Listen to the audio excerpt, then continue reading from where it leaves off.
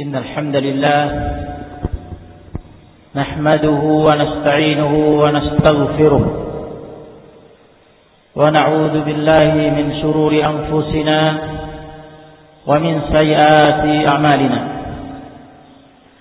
من يهده الله فلا مضل له ومن يضلل فلا هادي له أشهد أن لا إله إلا الله وحده لا شريك له وأشهد أن محمدا عبده ورسوله صلى الله عليه وعلى آله وصحبه وسلم يا أيها الذين آمنوا اتقوا الله حق تقاته ولا تموتن إلا وأنتم مسلمون يا أيها الناس اتقوا ربكم الذي خلقكم من نفس واحدة وخلق منها زوجها وبث منهما رجالا كثيرا ونساء واتقوا الله الذي تساءلون به والأرحام إن الله كان عليكم رقيبا يا أيها الذين آمنوا اتقوا الله وقولوا قولا سديدا يصلح لكم أعمالكم ويغفر لكم ذنوبكم ومن يطع الله ورسوله فقد فاز فوزا عظيما أما بعد فإن خير الكلام كلام الله وخير الهدي هدي محمد صلى الله عليه وعلى آله وصحبه وسلم وشر الأمور محدثاتها وكل محدثة بدعة وكل بدعة ضلالة وكل ضلالة في النار أيها الناس عباد الله رحمني ورحمكم الله.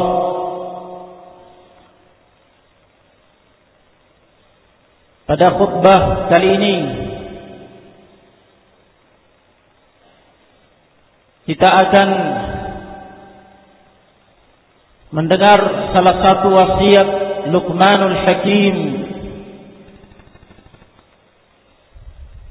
yang disampaikan oleh Allah Subhanahu wa taala dalam Al-Qur'an dalam surat Luqman.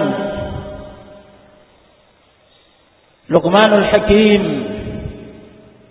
adalah salah satu wali Allah Subhanahu wa taala, seorang yang arif, bijak, telah diberi ilmu, diberi amal soleh, diberi hikmah oleh Allah Subhanahu wa taala. Hanya saja dia tidak dipilih oleh Allah sebagai salah satu nabinya yang diutus, yang diberi wahyu. Sebagaimana kata jumhur ulama, Ibnu Abbas, Sa'id bin Musayyab, Mujahid dan yang lainnya. Tetapi beliau adalah seorang wali Allah, orang soleh yang arif, yang bijak, telah diberi hikmah oleh Allah Subhanahu wa taala. Walaqad atayna Luqman al-hikmah. Dan Allah Subhanahu wa taala pada sekian ayat di surat Luqman menyampaikan sekian wasiat-wasiat yang bijak yang disampaikan oleh Luqmanul Hakim kepada putranya. Salah satunya adalah firman Allah Subhanahu wa taala di ayat ke-19,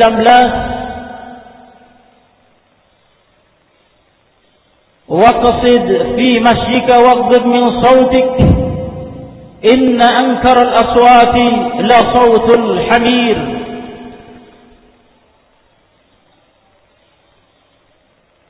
Wasiat ini mengandung dua adab syar'i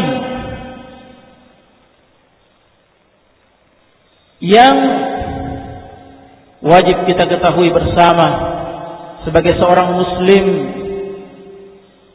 yang dituntut untuk beradab dengan adab-adab syar'i, adab-adab yang diajarkan dalam syariat, yang diajarkan dalam Quran dan hadis.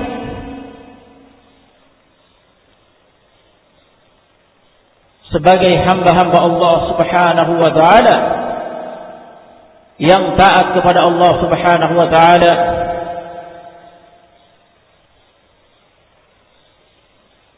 berupaya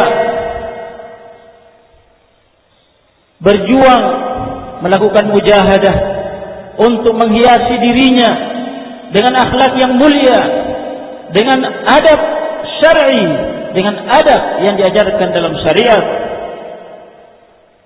beribadah kepada Allah, mencari ridha Allah, cinta Allah, mendekatkan diri kepada Allah Subhanahu wa taala dengan perjuangan membenahi diri, menggembleng dirinya, mendidik dirinya, membina dirinya agar terhias dengan akhlak yang mulia, dengan adab-adab syar'i yang diridhai dan dicintai oleh Allah Subhanahu wa taala. Pada wasiat ini terdapat dua adab yang diajarkan oleh Luqmanul Hakim kepada putranya. Yang pertama, waqsid fi masyik, hendaknya engkau sederhana dalam jalanmu. Hendaknya engkau sederhana dalam berjalan, tidak dibuat-buat, tidak berjalan dengan congkak, dengan sombong, dengan membusungkan dada, dengan mengangkat kepala, dengan melenggok. Tidak pula berjalan bagaikan orang yang sakit, lemas, loyo, sempoyongan, yang tidak menunjukkan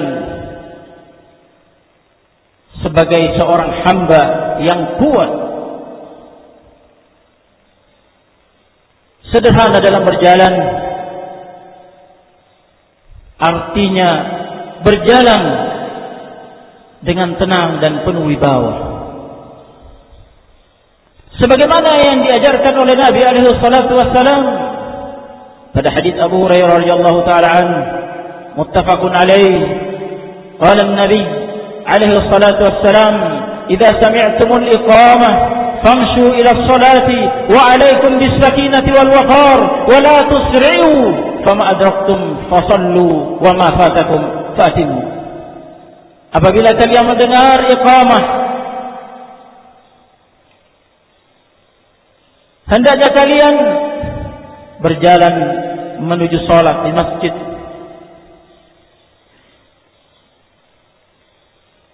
dan hendaknya kalian berjalan dengan sakinah, dengan tenang, dengan waqar, dengan wibawa.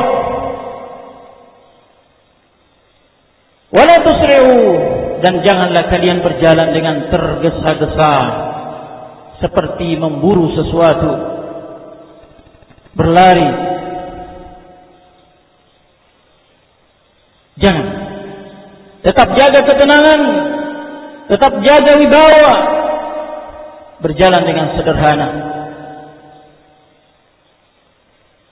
Apa yang kalian dapatkan bersama imam di masjid, ikutlah sholat bersamanya. Dan yang luput, hendaknya engkau sempurnakan sendiri setelah imam salam. Ajaran Nabi alaihi salatu wassalam di sini mengajarkan seorang muslim agar menjaga ketenangan dirinya ketika berjalan, menjaga wibawanya ketika berjalan, tidak terburu-buru, tergesa-gesa, berlari seperti mengejar sesuatu. Meskipun tujuannya untuk mengejar rakaat sholat bersama dengan imam, itu pun tetap dilarang oleh Nabi alaihi salatu wassalam. Dan Nabi tetap memerintahkan agar tetap berjalan sederhana, menjaga ketenangan dan wibawa. Allah Subhanahu wa ta'ala memuji hamba-hambanya yang beriman, hamba-hambanya yang saleh. Dalam surat Al-Furqan, wa ibadur rahmanil ladzina yamshuna 'alal ardi hauna wa idza khatabahumul jahiluna qalu salama. Dan hamba-hamba Allah Ar-Rahman, jika mereka berjalan di muka bumi, mereka berjalan dengan tenang dan wibawa. Jika berjumpa dengan orang-orang jahil,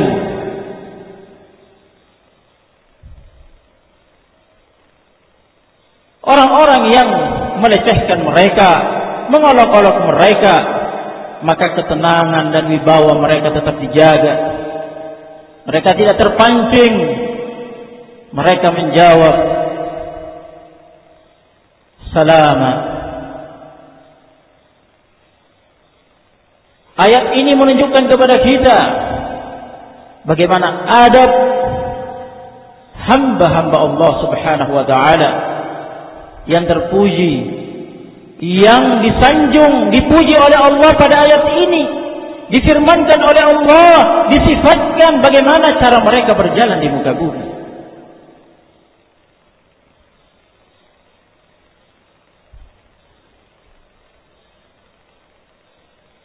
Ini yang wajib kita jaga, menghiasi diri kita dengan adab syar'i dalam berjalan. Tidak berjalan dengan gaya yang dibuat-buat, dengan gaya yang congkak, sombong di tengah-tengah manusia. Allah Subhanahu wa taala telah melarang hal itu dalam surat Al-Isra. Wala tamshi fil ardi maraha innaka lan takhriqal arda wa lan tablughal jibala tula. Janganlah engkau berjalan di muka bumi dengan congkak, dengan sombong, dengan gaya yang congkak, yang sombong, membusungkan dada, melenggok, mengangkat kepala. Jangan. Itu tercela. Tidak ada gunanya.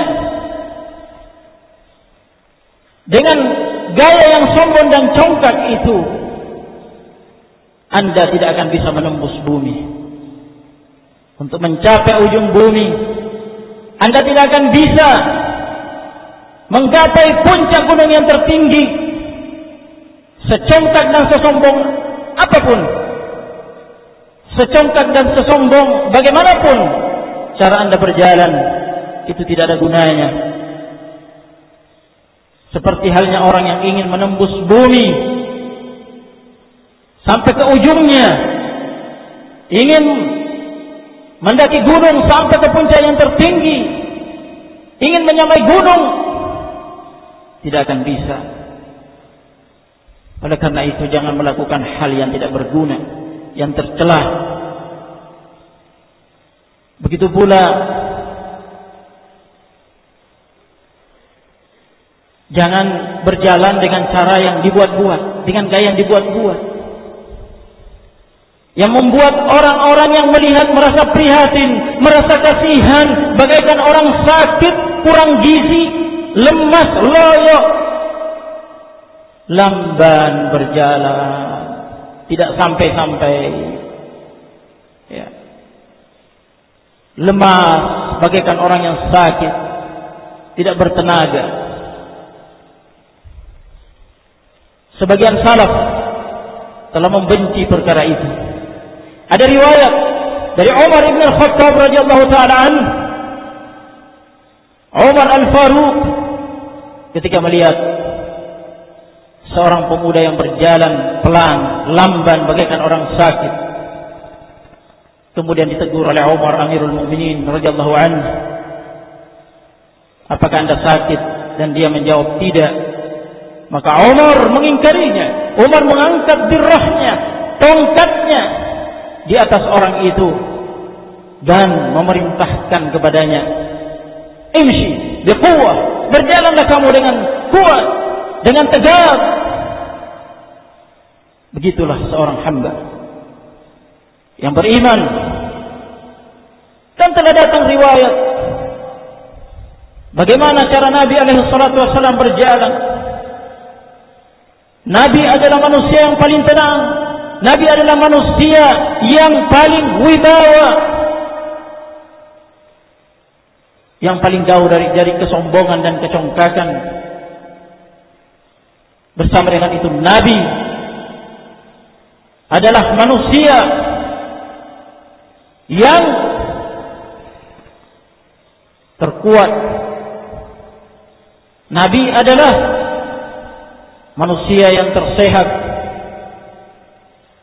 Nabi SAW berjalan dengan tegak.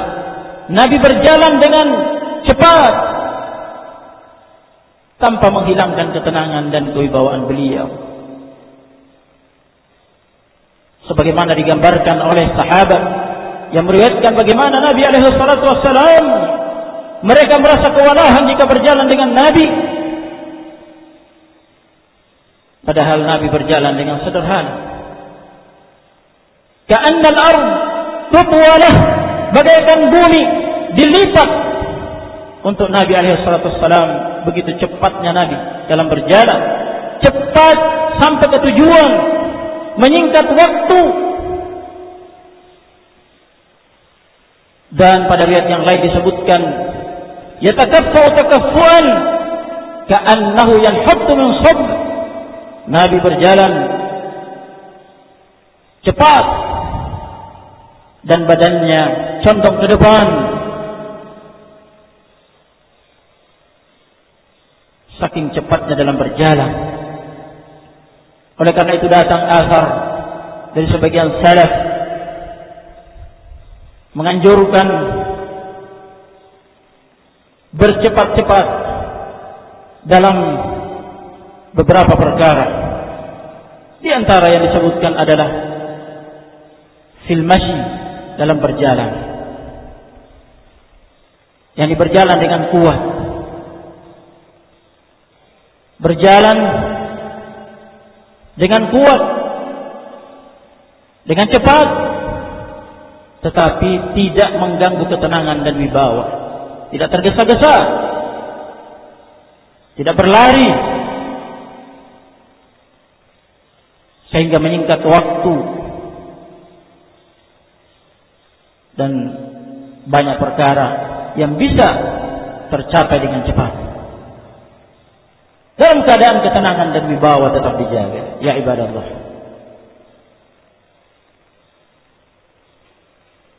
Sudah kita dengar hadis Nabi SAW, meskipun hendak mengejar sholat bersama imam, maka ketenangan dan wibawa tidak boleh hilang.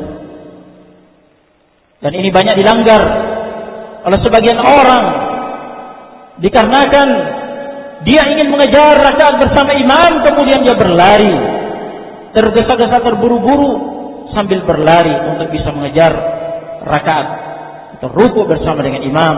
Padahal itu dilarang oleh Nabi SAW.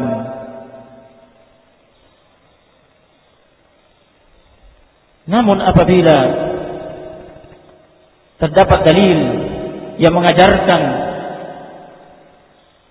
dalam satu perkara justru kita disuruh berlari, maka kita berlari sebagaimana yang diajarkan oleh Nabi SAW bersama para sahabat radhiyallahu anhum pada tawaf umrah, pada tawaf qudum, pada 3 putaran pertama mengelilingi Ka'bah. Dari 7 putaran tawaf, 3 putaran pertama disunnahkan berlari-lari kecil. Dan syariat itu asalnya ketika itu Nabi SAW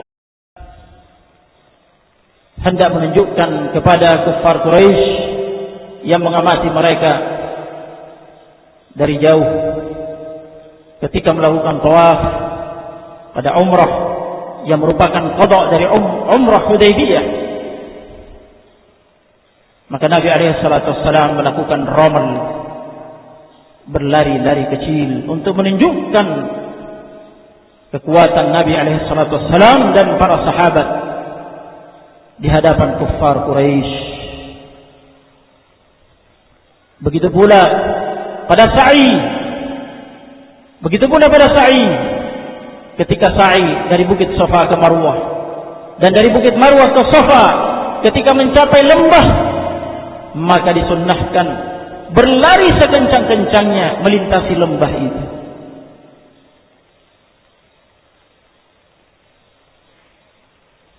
Dua perkara ini disyariatkan pada tawaf qudum, tawaf umrah, dan pada sa'i tadi, khusus untuk laki-laki dan tidak berlaku bagi wanita.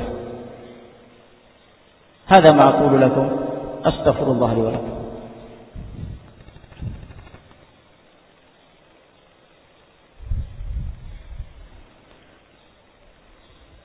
Alhamdulillah hamdan katsiran tayyiban mubarakan fihi kama yuhibbu rabbuna yardah. Asyhadu an la ilaha illallah wahdahu la syarika lah wa asyhadu anna Muhammadan abduhu wa rasuluh sallallahu alaihi wa ala alihi wa sahbihi wa sallam. Ya ibadallah rahimani wa rahimakumullah. Adab yang kedua pada wasiat Luqmanul Hakim, waghdud min sautik inna ankaral aswati la sautul hamir. Hendaknya engkau memelankan suaramu, hendaknya engkau menjaga suaramu,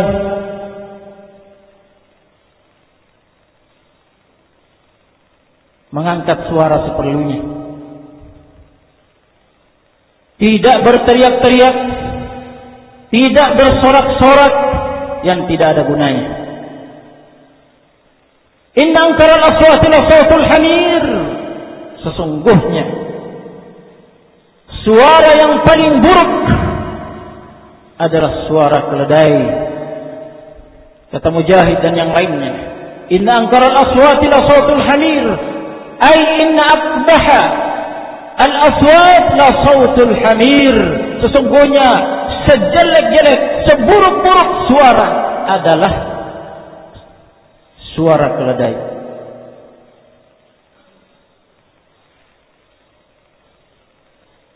Keledai, ya ibadallah,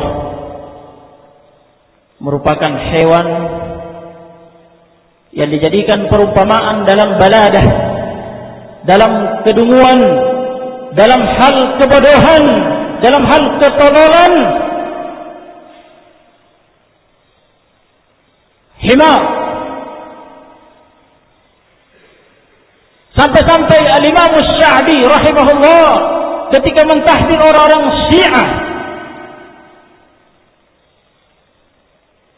memperumpamakan orang-orang Syiah dengan mengatakan, "Lau kanu min ad-dawabi lakanu humura." Seandainya orang-orang Syiah itu tercipta dari kalangan hewan, maka mereka jenisnya adalah keledai. Saking bodohnya mereka. Dan itulah realitasnya keadaan orang Syiah.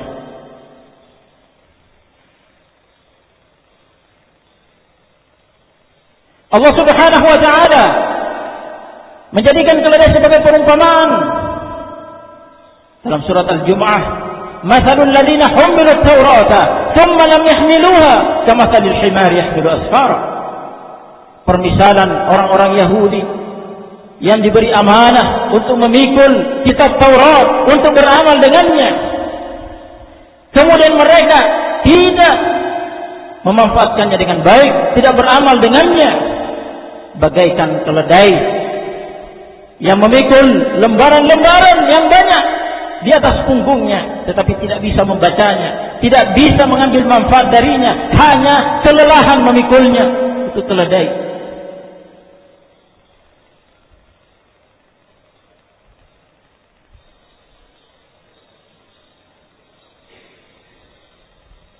Dan pada ayat ini,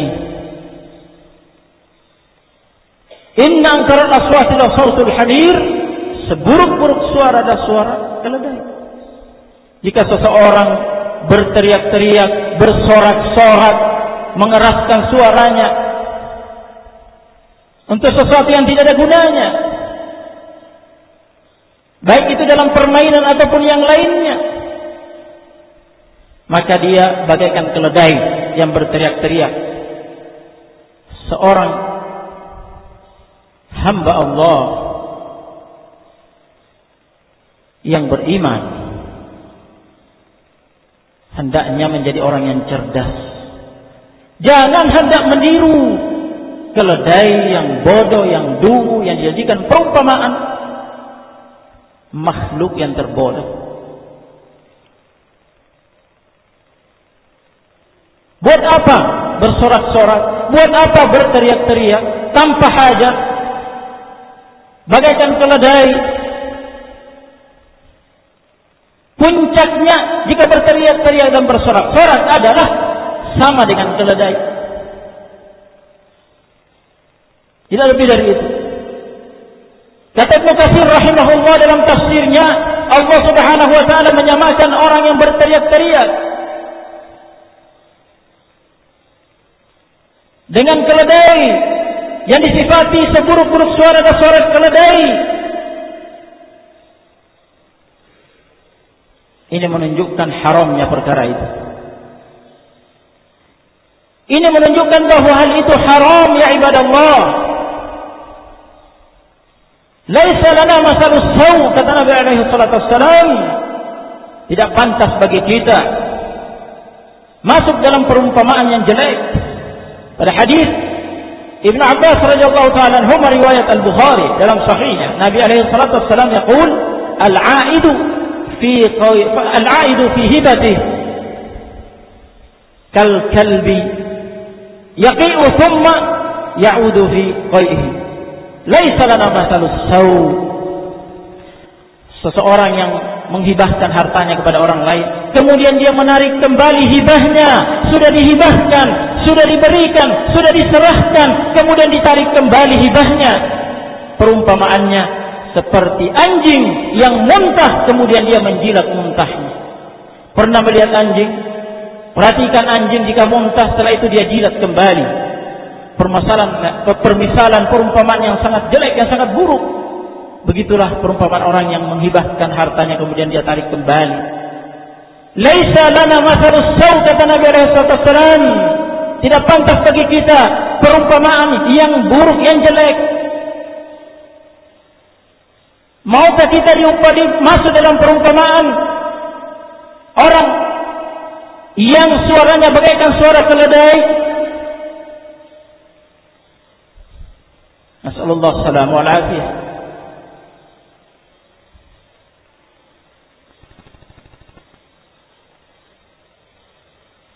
Namun jika suara dikeraskan pada momennya, pada tempatnya, pada posisinya, karena diajarkan dalam syariat, maka itu terpuji. Nabi SAW ketika berkhutbah disifatkan bagaimana Nabi ketika berkhutbah, ala saujuh, suaranya meninggi. Disebutkan ka'annahu mundiru jais, suaranya meninggi, keras, bagaikan komandan pasukan yang sedang memberi peringatan kepada pasukannya. Begitu pula seorang muadzin, semakin keras suaranya, semakin bagus. Justru yang dicari adalah muadzin yang bagus suaranya dan keras suaranya. Jahwariyus saut wa jawhariyus saut. Jahwariyus saut, suaranya keras, menyebar kemana-mana, terjangkau oleh kaum muslimin di sekitarnya. Karena itu adalah nida lis-shalah, panggilan untuk menghadiri salat di masjid. Semakin jauh jangkauannya, semakin bagus. Dan seorang yang jauhariyus saut, suaranya bagus, merdu, menarik, membangkitkan semangat orang yang mendengarnya untuk memenuhi panggilan Allah Subhanahu wa taala. Jika suara dikeraskan pada tempatnya, itu adab syar'i. Jika tidak pada tempatnya, dalam perkara yang tidak berguna, ketika bermain ataupun yang lainnya berteriak-teriak, bersorak-sorak, mengganggu orang lain, mengganggu ketenangan orang lain. Ada yang sedang sholat, ada yang sedang berzikir, ada yang sedang belajar, membaca, ada yang sedang beristirahat, ada yang sedang sakit, butuh ketenangan, ada yang sedang tidur, dan seterusnya. Hada khaliful adab ma'an-nas, menyelisihi adab bersama manusia yang ada di sekitarnya. Wa yukhaliful adab ma'allah, dan menyelisih adab bersama Allah Subhanahu wa taala. Waffaqana Allah jami'an lima yuhibbu wa yardah. Wa sallallahu wa sallam ala nabiyyina Muhammad wa ala alihi wa sahbihi wa sallam. Wa akhiru da'wana alhamdulillahi rabbil alamin.